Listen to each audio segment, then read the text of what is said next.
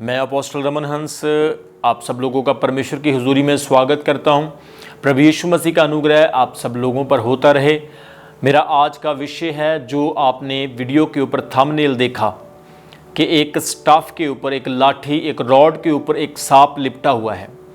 आपने बहुत जगह पर इस चिन्ह को देखा होगा, मोस्टली हॉस्पिटल के ऊपर, क्लिनिक्स के ऊपर, डॉक्टरी मेडिकल लाइन में आपने देखा होगा कि ये चिन्ह को, ये सिंबल को वो इस्तेमाल करते हैं। बहुत सारे लोग दावा करते हैं कि ये बाइबल से लिया गया एक सिंबल है। बहुत सारे लोग कहते हैं कि ये किसी और मैथोलॉजी से लिया गया सिंबल है। लेकिन आज मैं इसके बारे में डिस्कस करूंगा। आप मेरे पूरे संदेश को सुने, इस वीडियो को दूसरों के साथ शेयर भी करें, जिससे कि परमेश्वर उन लोगों को भी अपना वचन सिखा सके। मैं बताना चाहता हूं, इसका जिक्र गिनती की किताब उसका 21 अध्याय उसके 4 वचन से लेकर 9 वचन तक हुआ है। The book of Numbers chapter 21 verse 4 to 9। जब हम बाइबल में पढ़ते हैं कि मूसा नबी मिस्र से इसराइलियों को निकाल कर लाया था, क्योंकि इसराइली लोग मिस्र में गुलाम थे, उन पर तशद्दद किए जाते थे, उनको रोटी पानी नहीं मिलता था और उनसे ज़्यादा काम करवाया जाता था, जिसकी वजह से वो खुदा को चिल्ला रहे थे और खुदा ने उनकी आवाज़ को सुना। और जैसे वो मिस्र से निकलते हैं, रास्ता बहुत लंबा था, कभी कभी वो इरिटेटेड हो जाते थे और मूसा से रोटी पानी और अच्छी अच्छी वस्तुओं की डिमांड करते थे।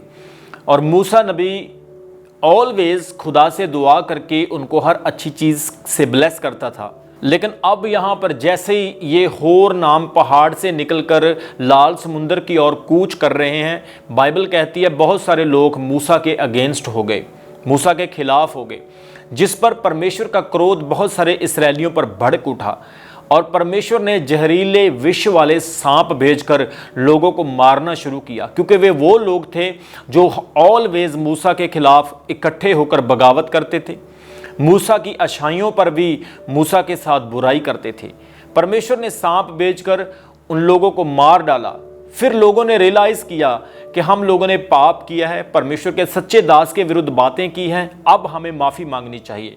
वो मूसा के पास आते और मूसा से कहते हैं, हमें क्षमा कर, माफ़ कर, क्योंकि हमने तेरे विरुद्ध में बुराई की है। खुदा से दुआ कर, परमेश्वर से प्रार्थना करके वो हमारी दुआ को सुने और हमारे पाप को माफ़ करे। और मूसा ने दुआ की और बाइबल कहती है खुदा ने मूसा से कहा कि इस प्रॉब्लम का एक ही सलूशन है कि एक कांसे का सांप बना के, पीतल का सांप बनाकर एक खंबे के ऊपर लटका दे। जो लोग इस सांप की प्रतिमा की तरफ देखते रहेंगे, वो लोगों को सांप कभी नहीं डसेगा।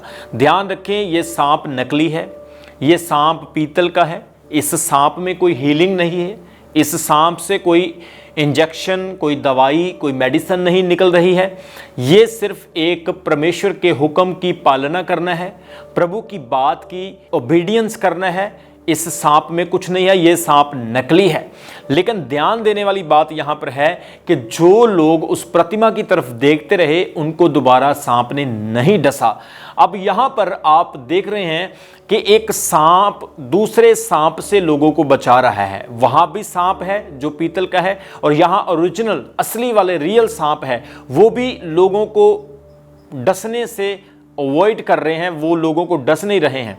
मतलब सांप सांप को बचा रहा है।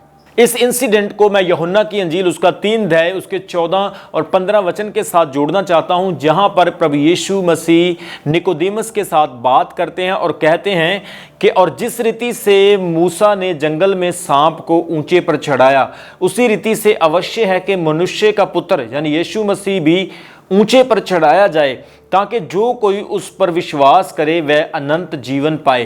प्रभु यीशु मसीह ने कई हजारों साल बाद पैदा होकर इस ज़मीन के ऊपर अपनी तुलना, अपनी क्रूस की तुलना उस सांप के साथ की जो मूसा ने जंगल में ऊंचे पर चढ़ाया था, खंबे पर लटकाया था।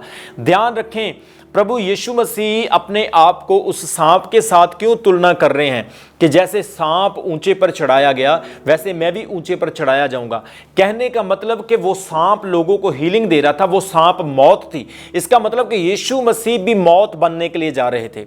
वो सांप जो था वो एक हीलिंग का जरिया बना उनके लिए। यीशु मसीह भी मौत बनकर दुनिया के लिए, आपके लिए, मेरे लिए हीलिंग का जरिया बनने के लिए जा रहे थे। इस चीज से हम सीखते हैं कि परमेश्वर बुराई से अच्छाई पैदा कर सकता है, मौत से जिंदगी पैदा कर सकता है। जैसे साइंस भी कहती है कि सांप के अंदर से एक जहर निकलता है जिसका टीका, वैक्सीन बनती है, जिससे सांप के कटे हुए का इलाज होता है। कहने का मतलब कि जब किसी को सांप डस लेता है तो सांप के जहर से ही उसका इलाज किया जाता है, जिसको हम वेनम कहते हैं। आपको ध्यान रखना होगा कि सांप जो है वो पाप और बुराई को रिप्रेजेंट करता है, सिन एंड इवल। प्रभु यीशु मसीह जब क्रूस पर चढ़ाए जाएंगे वो भी बुराई में चले जाएंगे, पाप में चले जाएंगे, क्योंकि प्रभु यीशु मसीह ने आपके और मेरे पापों को क्रूस के ऊपर ले लिया। बाइबल में लिखा यीशु मसीह ने कोई पाप नहीं किया, वो निष्पाप थे, लेकिन इस संसार के बोझ ने उसे पापी बना दिया ताकि हम धर्मी बन जाएं।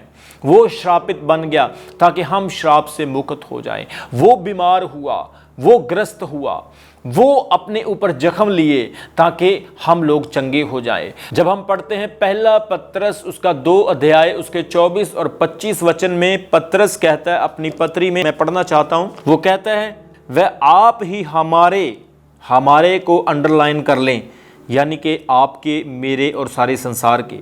वह आप ही हमारे पापों को अपनी देह पर लिए हुए क्रूस पर चढ़ गया, जिससे हम पापों के लिए मरकर धार्मिकता के लिए जीवन बताएं।